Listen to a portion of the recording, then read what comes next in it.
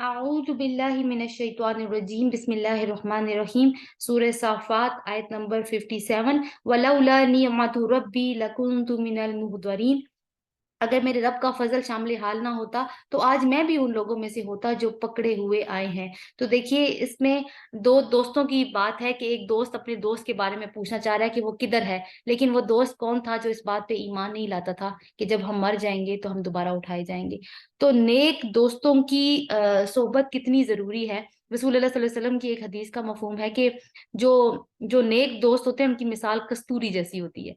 और जो यानी अगर आप कस्तूरी की दुकान पे या वो इत्र की जो शॉप होती है उसके ऊपर जाएं, तो अगर ना भी आप इत्र खरीदेंगे ना कुछ खुशबू ही लेके बाहर आएंगे। लेकिन बुरे दोस्त की मिसाल कैसी है? भट्टी झोंकने वाले की। अगर आप उसके पास थोड़ी देर के लिए भी बैठे तो क्या लेकर आएंगे?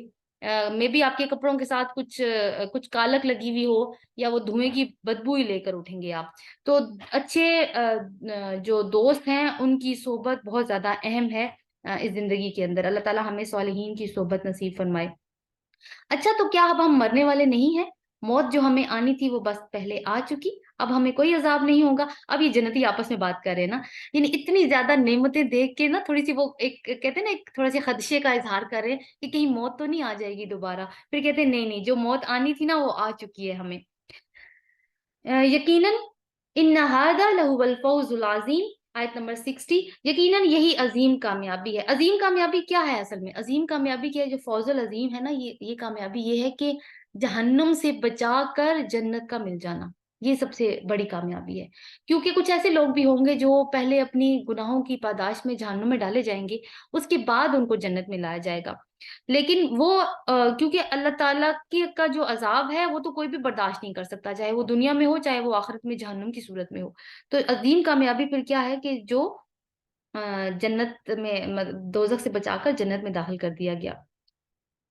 ऐसी ही कामयाबी के लिए अमल करने वालों को अमल करना चाहिए। तो अल्लाह ताला कह रहे हैं ये जो इतनी बड़ी अजीम कामयाबी है ना, ये मकसद होना चाहिए तुम्हारी जिंदगी का, आखिरत का मकसद, आखिरत ओरिएंटेड अप्रोच होनी चाहिए जिंदगी के अंदर तुम्हारी, और यही असल चीज है जिसके लिए कोशिश करनी चाहिए। बोलो, ये जियाफत अच्छी है या जक्कूम का दरख्त? हमने उस दरख्त को जालिमों के लिए फितना बना दिया। कैसे फितना बना? रसूल अल्लाह सल्लल्लाहु अलैहि वसल्लम जब मेराज पर तशरीफ लेके गए तो उनको जन्नत और दोजख की सैर करवाएगी और मुख्तलिफ तरह की चीजें भी दिखाएगी। तो जकूम का दरख्त दिखाया गया उनको। अब जकूम के दरख्त की जब रसूल अल्लाह सल्लल्लाहु अलैहि वसल्लम ने डिस्क्रिप्शन दी तो इन लोगों ने बहुत ज्यादा मजाक उड़ाया, और अब इनको नई नई वो चीज मिल गई कि अच्छा जी अब सुनो, पहले तो कहते थे कि मैं नबी हूँ, आप कहते हैं जहन्नुम की तह में से हरा हरा भरा दरख्त निकलेगा। वो एक दरख्त है, अब डिस्क्रिप्शन उसकी यहीं पे कुरान में आ रही है। वो एक दरख्त है जो जहन्नुम की तह से निकलता है, उसके शगुफे ऐसे हैं जैसे शैतानों के सर। जहन्नुम के लोग इसे खाएंगे और इसी से पेट भरेंगे। फिर इस पर पीने के लिए इनको खोलता हुआ पानी मिलेगा। फिर इसके बाद इनकी वापसी उसी आतिश जहन्नुम की तरफ हो जाएगी। यानी ये जो लंच ब्रेक होगी ना उनकी जहन्नमियों की, अल्लाह ताला हमें उससे महफूज रखे। उसमें क्या खाने को मिलेगा उनको? जकूम का दरख्त के खोशे या फ्रूट, जो शैतानों के सर जैसे होंगे। और इतना कड़वा है, रसूल अल्लाह सल्लल्लाहु अलैहि वसल्लम ने फरमाया कि अगर जक्कूम का एक कतरा इस दुनिया में टपका दिया जाए तो सारा निजाम खराब हो जाए दुनिया का, इस कदर तलख है। और कभी कभी ऐसा होता है कि हम कोई कड़वी चीज खाते हैं तो जाहिर है उसके बाद फिर हमें पानी की हाजत होती है, हम पानी पीते हैं। अब दोजियों को भी इसकी हाजत होगी, लेकिन कैसा पानी मिलेगा? खोलता हुआ पानी। और उसके बाद क्या होगा? वापस दोबारा उसी जहन्नुम में झोंक दिया जाएगा। ये वो लोग हैं जिन्होंने अपने बाप दादा को गुमराह पाया और उन्हीं के नक्शे कदम पर चढ़ दौड़े। हालांकि उनसे पहले बहुत सारे लोग गुमराह हो चुके थे, उन और उनमें हमने तंबीह करने वाले रसूल भेजे थे। अब देख लो उन तंबीह किए जाने वालों का क्या अंजाम हुआ। इस बदअंजामी से बस अल्लाह के वही बंदे बचते हैं जिन्हें इसने अपने लिए खालिस कर लिया है। इल्ला इबादल्लाहिल मुखलसीन, आयत नंबर 74 में। अब ये जो मुखलसीन की मैंने आपसे पहले बात की थी कि मुखलसीन कैसे होते हैं, अब जाहिर है कि हमें दूसरी दफा अल्लाह ताला बता रहे हैं कि मुखलसीन वो लोग हैं जो जहन्नुम से बचा के जन्नत में दाखिल कर दिए जाएंगे, बहुत आला मकामात मिलेंगे। तो अब शौक पैदा होता है इंसान में कि देखें कि मुखलसीन या अल्लाह के मुखलस बंदे कौन से होते हैं, उनकी क्या खसूसियात होती हैं। तो अब उनकी मिसालें आ रही हैं आयत नंबर 75 से 148 तक। हम मिसालें पढ़ते चले जाएंगे और साथ में उनकी ना क्वालिटीज नोट करते जाएंगे। ऐसी कौन सी क्वालिटीज हैं उनके अंदर, ऐसी कौन सी सिफात हैं कि वो अल्लाह ताला ने अपने लिए खालिस कर लिया उनको। वलक़द नादाना नूहुन फनिअमल मुजीबून। हमको नूह ने पुकारा था, اور دیکھو ہم کیسے اچھے جواب دینے والے تھے، یعنی اللہ تعالیٰ کو جب بھی پکارے اللہ تعالیٰ جواب دیتے ہیں اس بات کا۔ ہم نے اس کو اور اس کے گھر والوں کو کرب عظیم سے بچا لیا اور اس کی نسل کو باقی رکھا، اور بعد کی نسلوں میں اس کی تعریف اور توصیف چھوڑ دی۔ سلام ہے نوح پر، تمام دنیا والوں میں ہم محسنین کو ایسی ہی جزا دیا کرتے ہیں۔ محسنین کون ہے؟ احسان کرنے والے، جو کسی کو حق سے بڑھ کر دیتے ہیں۔ در حقیقت وہ ہمارے مومن بندوں میں سے تھا، پھر دوسرے گروہ کو ہم نے غرق کر دیا۔ تو کیا ہمیں یہاں پہ ان کی خوبیاں نظر آئیں؟ ایک تو یہ کہ وہ اپنے رب کو پکارنے والے تھے، اور دوسرا یہ کہ وہ احسان کے لیول پر جا کے معاملہ کرنے والے تھے، اور نوحی کے طریقے پر چلنے والا ابراہیم تھا۔ جب وہ اپنے رب کے حضور قلب سلیم لے کر آیا، اذ جاء ربہ بقلب سلیم، آیت نمبر 84، قلب سلیم لے کر آیا۔ قلب سلیم کون سا دل ہوتا ہے؟ جس میں دنیا کی محبت نہیں ہوتی، محبت صرف اللہ تعالیٰ کی ہوتی ہے اس کے اندر، اور نہ ہی وہ دنیا کی چھوٹی چھوٹی باتوں پہ اس کا دل فوراً ٹوٹ جاتا ہے، کیونکہ اس کا بھروسہ صرف اپنے رب کے اوپر ہوتا ہے۔ تو حضرت ابراہیم کا دل کون سا ہے؟ قلب سلیم۔ تو قلب سلیم ہونا بھی مخلصین کی نشانی ہے۔ جب اس نے اپنے باپ اور اپنی قوم سے کہا، یہ کیا چیزیں ہیں جن کی تم عبادت کر رہے ہو؟ کہ اللہ کو چھوڑ کر جھوٹ گھڑے ہوئے معبود چاہتے ہو؟ آخر رب العالمین کے بارے میں تمہارا کیا گمان ہے؟ فَنَظَرَ نَظَرَةً فِي النُّجُومِ فَقَالَ إِنِّي سَقِيمٌ، پھر اس نے تاروں پر ایک نگاہ ڈالی اور کہا کہ میری طبیعت ناساز ہے۔ اب یہ کوئی واقعہ ہے جس کی طرف اشارہ ہے کہ ایک ایسا ان کے ہاں فیسٹیول ہوتا تھا جس میں سارے جو بستی کے لوگ تھے وہ بستی کو خالی کر کے باہر جا کے اس فیسٹیول کو سیلیبریٹ کرتے تھے، لیکن حضرت ابراہیم علیہ السلام کی طبیعت خراب تھی، یہ اس دن نہیں گئے اس فیسٹیول میں، ساری بستی کے لوگ چلے گئے، چنانچہ وہ لوگ اسے چھوڑ کر چلے گئے۔ اس نے ان کے پیچھے وہ چپکے سے ان کے معبودوں کے مندر میں گھس گیا اور بولا، آپ لوگ کھاتے کیوں نہیں ہیں؟ کیا ہو گیا ہے؟ آپ لوگ بولتے بھی نہیں۔ اس کے بعد وہ ان پر پل پڑا اور سیدھے ہاتھ سے خوب ضربیں لگائیں۔ یعنی طبیعت خراب تھی، لیکن پھر بھی انہوں نے موقع کو غنیمت جانا کہ اس سے بہتر موقع نہیں ہو سکتا، تو لہٰذا انہوں نے یہ کام کیا۔ واپس آ کر وہ لوگ بھاگے بھاگے اس کے پاس آئے۔ اس نے کہا، کیا تم اپنی ہی کس کے پاس آئے؟ حضرت ابراہیم علیہ السلام کے پاس، کیونکہ یہ واقعہ ہم اس کا احوال پہلے پڑھ چکے ہیں، کیونکہ وہ ان کو پتا تھا کہ حضرت ابراہیم ان کے بتوں کے خلاف بات کرتے ہیں۔ واپس آ کر یہ لوگ بھاگے بھاگے اس کے پاس آئے۔ اس نے کہا، کیا تم اپنی ہی تراشی ہوئی چیزوں کو پوجتے ہو، حالانکہ اللہ ہی نے تم کو بھی پیدا کیا ہے اور ان چیزوں کو بھی جنہیں تم بناتے ہو؟ انہوں نے آپس میں کہا، ابنو لہو بنیانا فالقوہ فی الجحیم، آیت نمبر 97 سورہ صافات، اس کے لیے ایک الاؤ تیار کرو اور اسے دہکتی ہوئی آگ کے ڈھیر میں پھینک دو۔ انہوں نے اس کے خلاف ایک کاروائی کرنی چاہی، ہم نے انہی کو نیچا دکھا دیا۔ تو ہمیں پتہ ہے وہ کیا ہوا تھا، کہ آگ جو ہے وہ بن گئی تھی، ٹھنڈی ہو گئی تھی، سلامتی بن گئی تھی حضرت ابراہیم علیہ السلام کے اوپر اللہ تعالیٰ کے حکم سے۔ تو کیا ایک اور کوالٹی نظر آئی کہ اپنے موقف پر اتنے ڈٹے ہوئے ہیں کہ اپنی جان کا خوف بھی محسوس ہو رہا ہے تو اپنے موقف سے نہیں ہٹ رہے۔ ایمان نے اتنا ان کو بہادر بنا دیا ہے۔ وَقَالَ إِنِّي ذَاهِبٌ إِلَىٰ رَبِّي سَيَهْدِينِ رَبِّ هَبْ لِي مِنَ الصَّالِحِينَ فَبَشَّرْنَاهُ بِغُلَامٍ حَلِيمٍ۔ ابراہیم نے کہا، میں اپنے رب کی طرف جاتا ہوں، وہی میری رہنمائی کرے گا۔ رب کی طرف جانے کا کیا مطلب ہے؟ کہ اپنے اب وہ گھر بار کو چھوڑ رہے ہیں، اپنے وطن کو چھوڑ رہے ہیں، اور کس کی خاطر چھوڑ رہے ہیں؟ اللہ تعالیٰ کی خاطر۔ تو قربانی دینا یہ بھی مخلصین کی نشانیوں میں سے ہے۔ وہی میری رہنمائی کرے گا، اگین توکل۔ اے میرے پروردگار، مجھے ایک بیٹا عطا کر جو صالحین میں سے ہو۔ اس دعا کے جواب میں ہم نے اس کو ایک حلیم لڑکے کی بشارت دی۔ حلیم لڑکا، دیکھیں حضرت ایک جو بیٹے کی خوشخبری سنائی تھی نا، حضرت کہا تھا وہ علیم ہوگا، جاننے والا ہوگا، اور یہاں پہ کہہ رہے ہیں حلیم بیٹا ہوگا، بردبار ہوگا۔ تو یہ کس کی بات ہو رہی ہے؟ حضرت اسماعیل علیہ السلام کی بات ہو رہی ہے۔ جو صالحین حلیم لڑکے کی بشارت دی، وہ لڑکا جب اس کے ساتھ دوڑ دھوپ کرنے کی عمر کو پہنچ گیا تو ایک روز ابراہیم نے اس سے کہا، بیٹے میں خواب میں دیکھتا ہوں کہ میں تجھے ذبح کر رہا ہوں، اب تو بتا تیرا کیا خیال ہے؟ اس نے کہا، ابا جان، جو کچھ آپ کو حکم دیا جا رہا ہے کر ڈالیے، آپ انشاءاللہ مجھے صابروں میں سے پائیں گے۔ آخر کو جب ان دونوں نے سر تسلیم خم کر دیا اور ابراہیم نے بیٹے کو ماتھے کے بل گرا دیا تو ہم نے ندا دی۔ کون ندا دے رہا ہے؟ اللہ تعالیٰ، کہ اے ابراہیم، تو نے خواب سچا کر دکھایا، ہم احسان کرنے والوں کو ایسی ہی جزا دیتے ہیں۔ یقیناً یہ ایک کھلی آزمائش تھی، اور دیکھیے یہ بہت بڑی آزمائش تھی ایک باپ کے لیے۔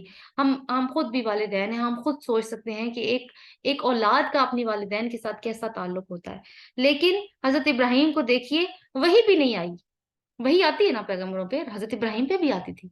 लेकिन कैसी आजमाइश हो रही है, ख्वाब आ रहा है कि बेटे को ज़बह कर रहे हैं, ख्वाब में, यानी डायरेक्ट इशारा नहीं आया, इनडायरेक्ट इशारा आ रहा है अल्लाह ताला की तरफ से। अब अल्लाह ताला एक और तरीके से हजरत इब्राहिम को आजमा रहे हैं। और हजरत इब्राहिम की जिंदगी तो आजमाइशों से भरी हुई। आप देखिए, बुढ़ापे में अल्लाह ताला ने औलाद दी है, फिर उस औलाद के लिए हुक्म हुआ जाओ इसको सहरा में छोड़ के आ जाओ, मक्का में छोड़ आओ। अब मक्का में कहाँ छोड़ के आए, एक औलाद अल्लाह ताला ने दी, अल्लाह ने कहा मक्का में, और मक्का क्या क्या, तो कुछ भी नहीं था, पहाड़ और एक रेगिस्तान, और वहां पे छोड़ के गए। तो हजरत हाजरा अलैहिस्सलाम वो पीछे भागी कि क्यों मुझे छोड़ के जा रहे हैं, तो जवाब नहीं दिया हजरत इब्राहिम ने। फिर बोला, फिर जवाब नहीं दिया, फिर पूछा तो खुद ही उनको समझ गई, कहा अल्लाह ताला का हुक्म है। तो हजरत इब्राहिम ने बस इशारा किया अपने सर से कि हाँ। तो उन्होंने फरमाया कि ठीक है, अगर अल्लाह का हुक्म है तो वो हमें जाया नहीं करेगा। अब आप पीछे से देखिए कि क्या हालात हुए, वो छोटा सा बच्चा जो महीनों का सफर करके फलस्तीन से मक्का तक पहुंचे हैं, जाहिर है पैदल सफर है या ऊंटों ऊंटों के ऊपर सफर है, तो पानी नहीं है, जो थोड़ा बहुत होगा खत्म हो गया होगा। अब बच्चा बिलबिलाने लगा है कि पानी नहीं है उसके पास। तो कहाँ पे, सफा और मरवा की पहाड़ियों पे भाग रही है, अकेली औरत भाग रही है कि कहीं से पानी नजर आ जाए। बच्चे को नहीं उठाया हुआ, बच्चे को उठाती तो भागना मुश्किल हो जाता। कहाँ पे लटाया होगा बच्चे को, किसी साया कौन सा था वहां पे, कोई दरख्त ही नहीं था, किसी पत्थर की ओट में। तो उसको डर नहीं लगा होगा कि सहरा में तो सांप भी होते हैं, सहरा में तो बिच्छू भी होते हैं, बड़ी बड़ी छिपकलियां भी होती हैं। लेकिन गई हैं बच्चे के लिए पानी ढूंढने के लिए, और फिर अल्लाह ताला ने चश्मा जारी कर दिया।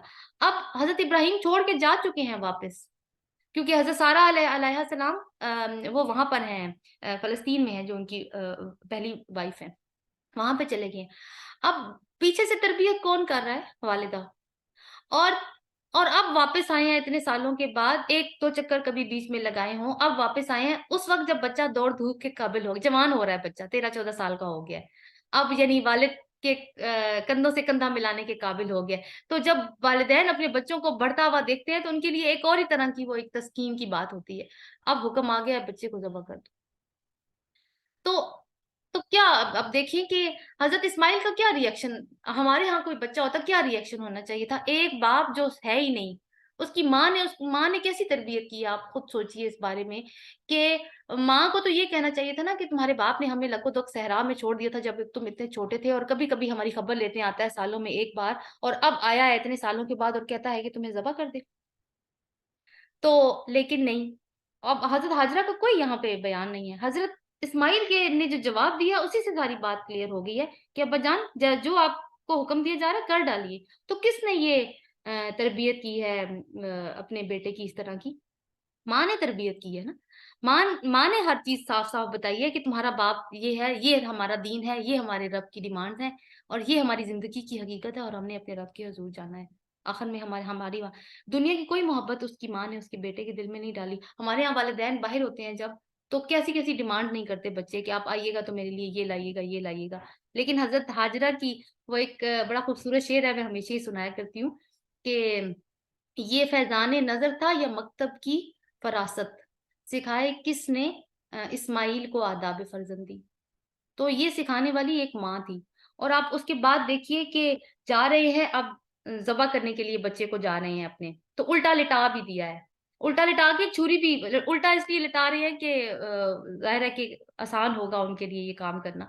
तो हजरत इस्माइल ने, रवायात में आता है कि एक बात की उस वक्त, उन्होंने कहा अब्बा जान मेरा कुर्ता उतार दीजिए, क्योंकि मेरे पास तो एक ही कुर्ता है, तो आप मेरा मुझे कफनाएंगे किस चीज के अंदर। तो वो ये मतलब बेटे को फिक्र है तो इस बात की, और दूसरी फिक्र है कि अल्लाह का हुक्म पूरा हो जाए।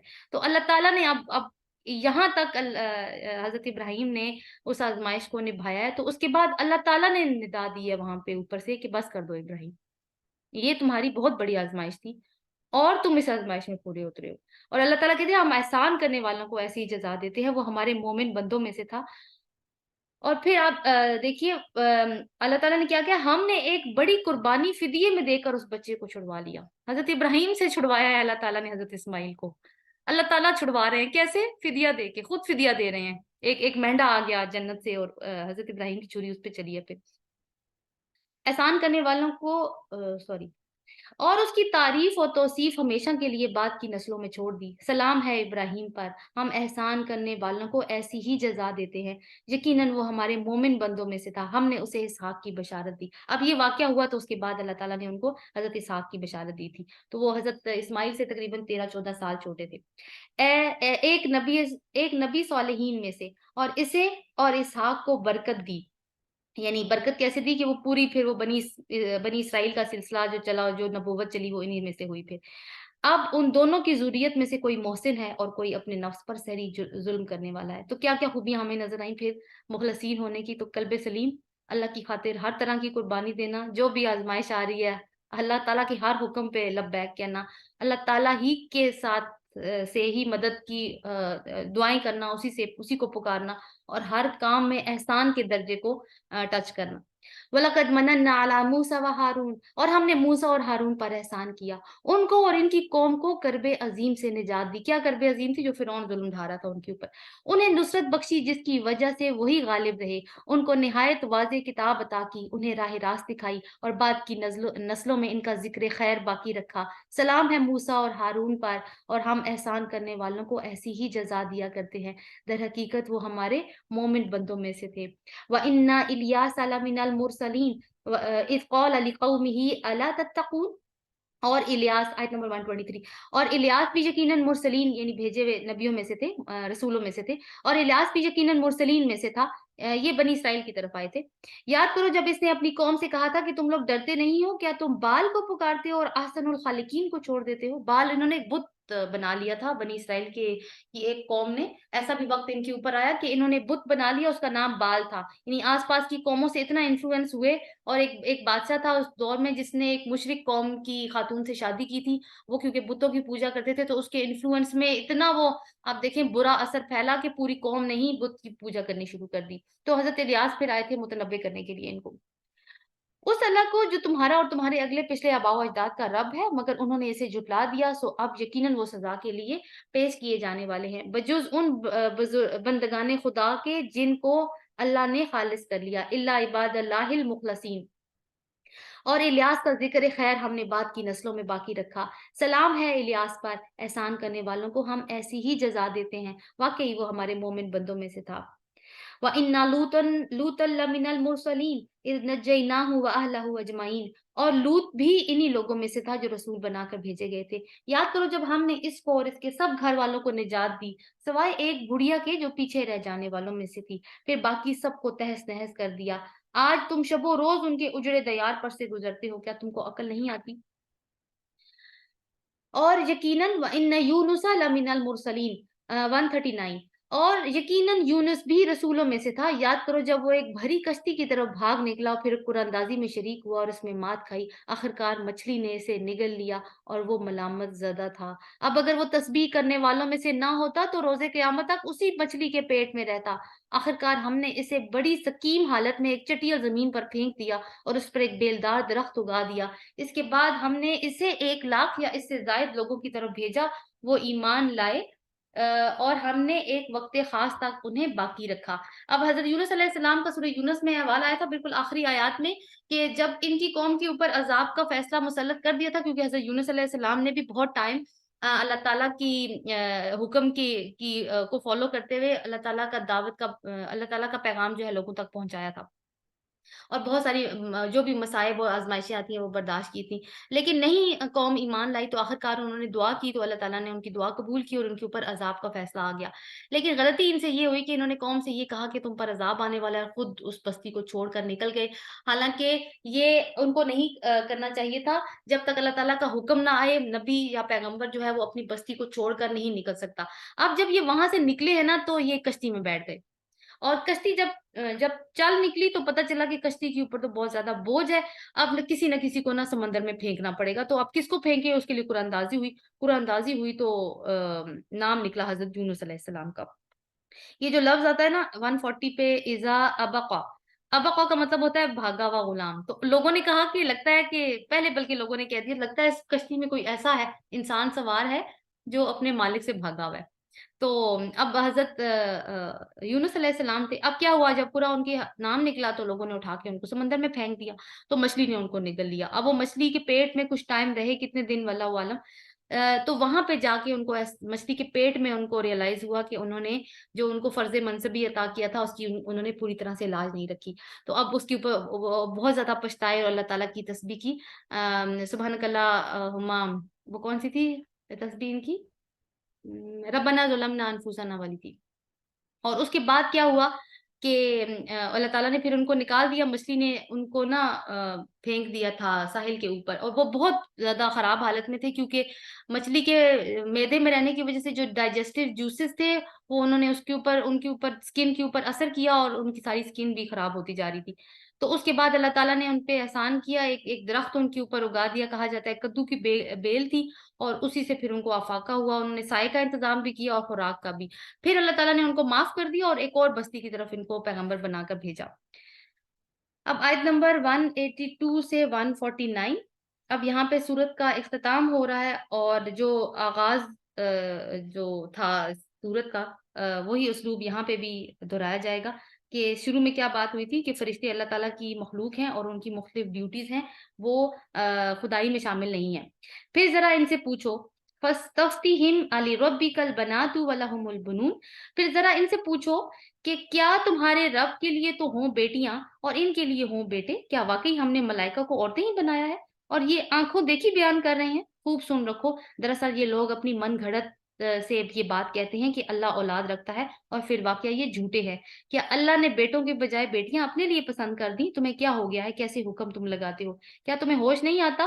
یا پھر تمہارے پاس اپنی ان باتوں کے لیے کوئی صاف سند ہے تو لاؤ اپنی وہ کتاب اگر تم سچے ہو. انہوں نے وَجَعَلُوا بَيْنَهُ وَبَيْنَ الْجِنَّةِ نَسَبًا, آیت نمبر 158. انہوں نے اللہ اور جنوں کے درمیان نسب کا رشتہ بنا رکھا ہے, حالانکہ جن خوب جانتے ہیں کہ یہ لوگ مجرم کی حیثیت سے پیش ہونے والے ہیں. یعنی کیا انہوں نے کہا کہ معاذ اللہ تعالیٰ کا تعلق تھا جنوں کے ساتھ, تو اس کی رزلٹ میں جو فرشتے پیدا ہوئے ہیں. یہ لوگ مجرم کی حیثیت سے پیش ہونے والے ہیں. اللہ ان صفات سے پاک ہے جو اس کے خالص بندوں کے سوا دوسرے لوگ اس کی طرف منسوب کرتے ہیں.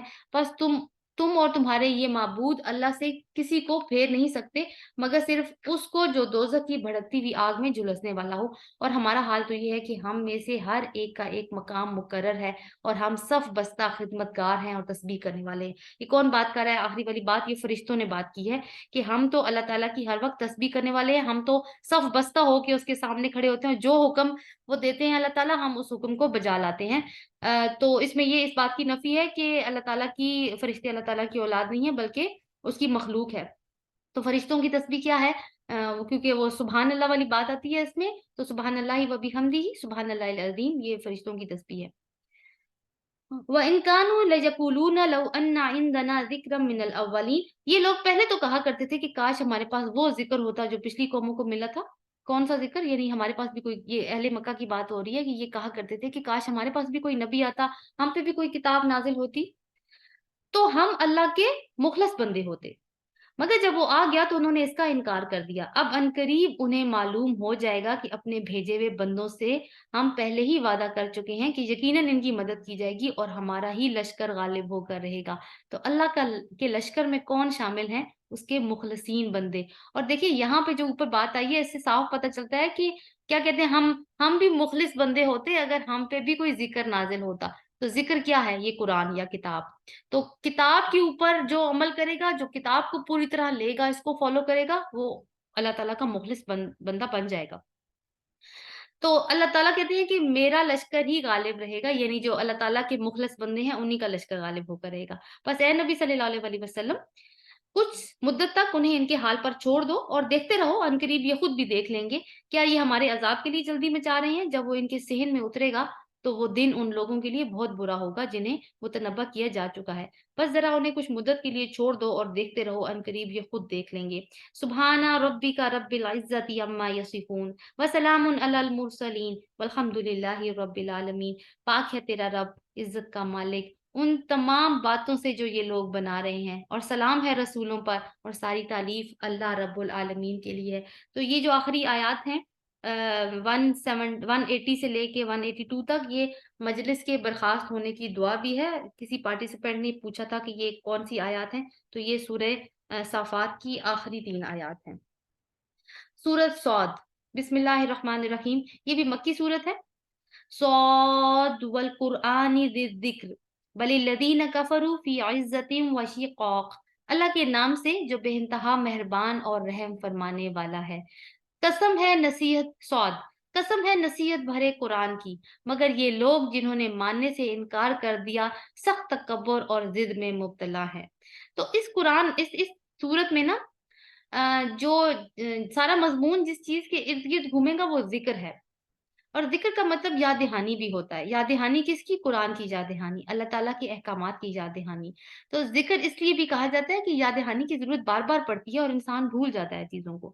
تو اگر انسان بھول جائے تو جیسے ہی اس کو ذکر یاد آ جائے تو پھر اس کو اللہ تعالیٰ کی طرف لوٹنا ہوتا ہے. تو اسی طرح کی مثالیں بھی ہم یہاں پہ اس صورت میں پڑھیں گے انشاءاللہ.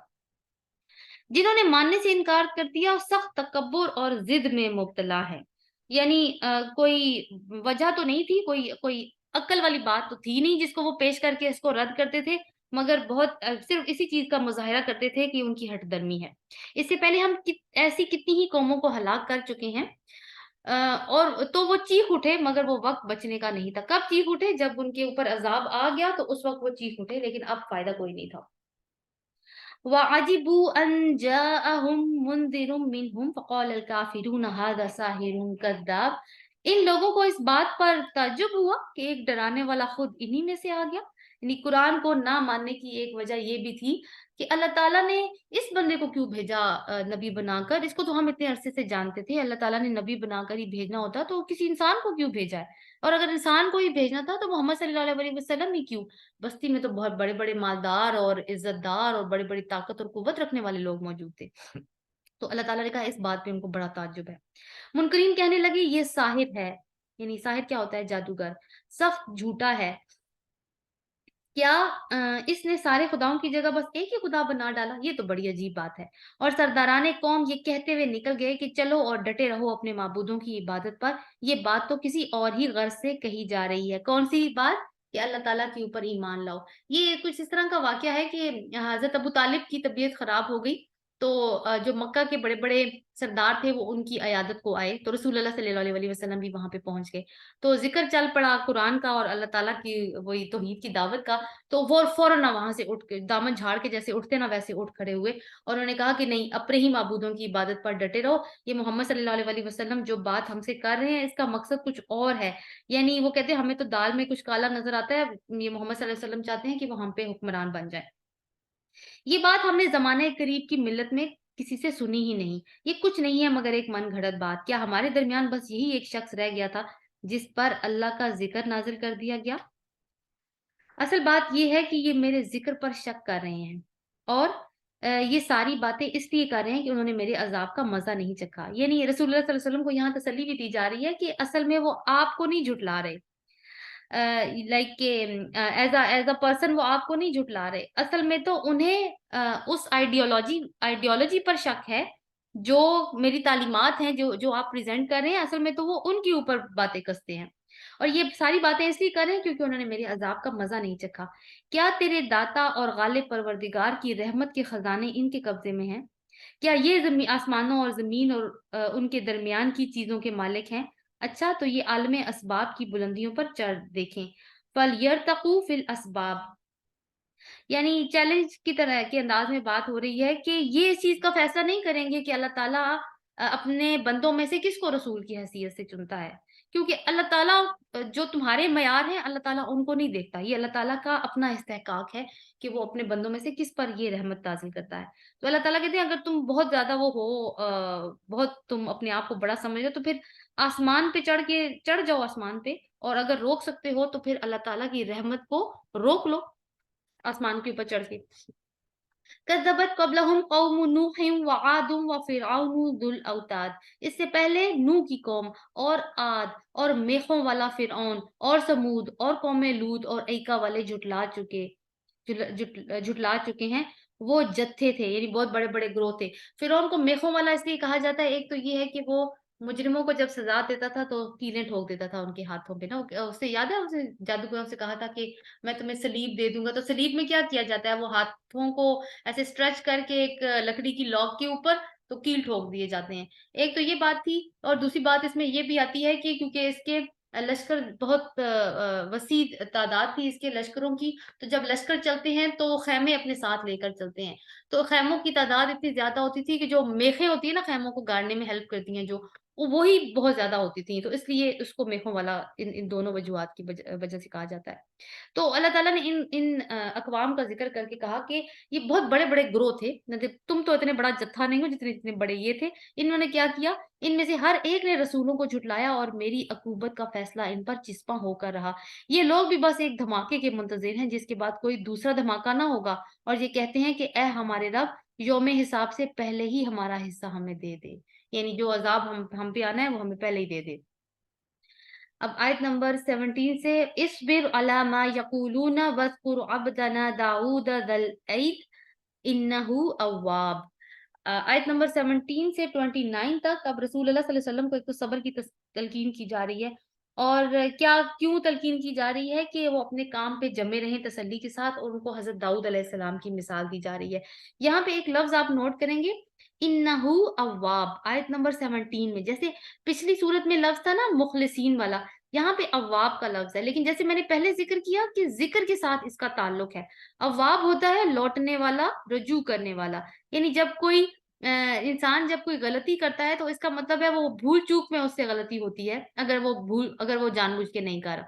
तो भूल-चूक के बाद जब गलती हो तो एक मोमिन का क्या रवैया होना चाहिए, उसको अव्वाब होना चाहिए। यानी जैसे ही उसको याद दहानी आ जाए ज़िक्र की, वो उसको फ़ौरन अल्लाह ताला की तरफ पलटना चाहिए। तो ये इस चीज़ को ना, ये ज़िक्र और अव्वाब, ये 2 एक आप समझ सकते हैं कि कीवर्ड्स हैं इस सूरत के, जैसे पिछली सूरत में मुखलसीन थे। ए नबी सल्लल्लाहु अलैहि वसल्लम, सब्र करो उन बातों पर जो ये लोग बनाते हैं, और इनके सामने हमारे बंदे दाऊद का किस्सा बयान करो जो बड़ी कुव्वतों का मालिक था। हर मामला में अल्लाह की तरफ रुजू करने वाला था। हमने पहाड़ों को इसके साथ मुसख्खर कर रखा था कि सुबह शाम वो इसके साथ तस्बीह करते थे।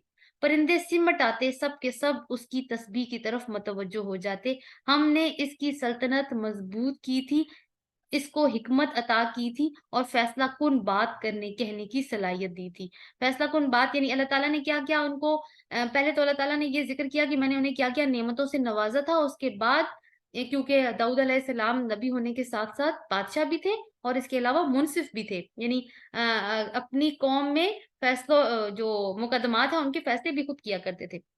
तो क्या है कि अल्लाह ताला ने कहा हमने उनकी सल्तनत को मज़बूत की, एक पावरफुल स्टेट दिया, किंगडम दिया। इसके बाद हिकमत अता फरमाई, यानी हिकमत में हुक्म भी शामिल है, लाइक नबूवत भी शामिल है इसमें, और इसमें फ़हम फ़रासत भी शामिल है, नबूवत भी शामिल है, और फ़ैसला कुन बात करने की सलाहियत दी। ये बहुत बड़ी खूबी होती है कि राइट टाइम पे राइट डिसीजन करने की सलाहियत बख्शी थी। फिर तुम्हें कुछ खबर पहुँची उन मुकद्दमे वालों की जो दीवार चढ़कर उसके बाला खाने में घुस आए थे?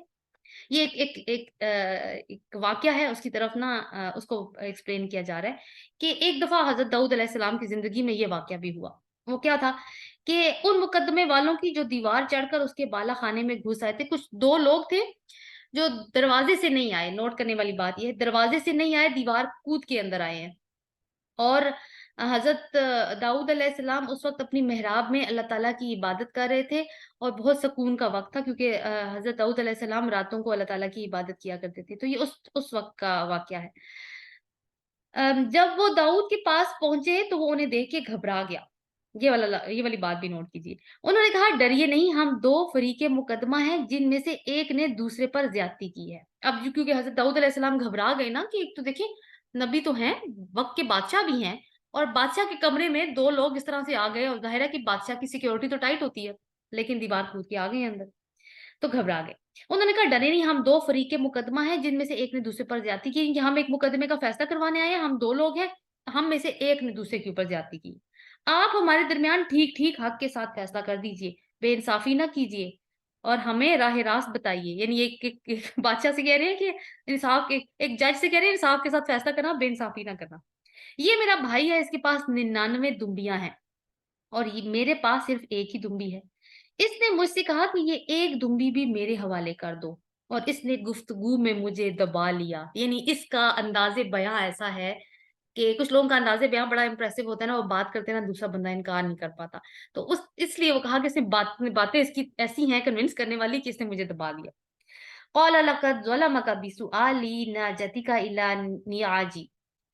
داؤد نے جواب دیا, اس شخص نے اپنی دمبیوں کے ساتھ تیری دمبی ملا لینے کا مطالبہ کر کے یقیناً تجھ پر ظلم کیا ہے. اور واقعہ یہ ہے کہ مل جل کر ساتھ رہنے والے اکثر لوگ ایک دوسرے پر زیادتیاں کرتے رہتے ہیں. یعنی مل جل کر رہنے والے کمیونٹی میں بھی, اور جو کاروبار میں کوئی شراکت ہو تب بھی ایسے معاملات ہو جاتے ہیں.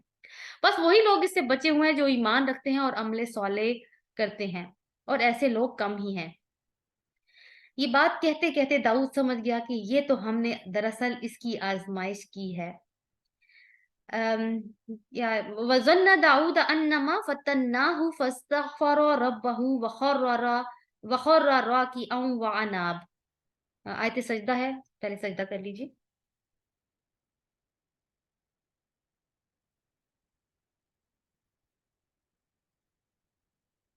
یہ آیت نمبر 24 تھی. اب جب جیسے ہی وہ فیصلہ دے رہے تھے نا, بات کر رہے ہیں ابھی داؤد علیہ السلام, ساتھ ہی نا ان کو ریئلائزیشن ہوتی ہے. اور یہ بڑی ایک عام سی بات ہے, یہ ہر بندے کے ساتھ ہوتا ہے. کوئی نہ کوئی چیز ریئلائز ہو جاتی ہے اس کو بات کرتے کرتے, پھر وہ کہیں تو اپنی بات کو رک کے دوبارہ سے ریپیٹ کرتا ہے. یا جیسے ابھی مجھے ریئلائز ہوا کہ میں نے آپ کو غلط دعا بتائی تھی, تو میں ابھی تھوڑی دیر میں آپ کو بتاتی ہوں.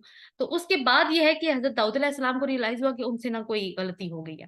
جیسے ہی ان کو ریئلائز کیا, انہوں نے کیا کیا, تو انہوں نے اپنے رب سے معافی مانگی اور سجدے میں گر گیا اور رجوع کر لیا.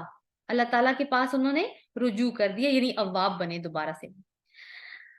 تب ہم نے اس کا وہ قصور معاف کر دیا, یقیناً ہمارے ہاں اس کے لیے تقرب کا مقام اور بہتر انجام ہے. اس کے بارے میں بنی اسرائیلی روایات تو بہت عجیب ہیں, بہت ہی زیادہ عجیب, اور اتنی عجیب ہیں کہ وہ کسی نبی کی شان کو زیب بھی نہیں دیتی, اس لیے ہم ان کا ذکر بھی نہیں کریں گے.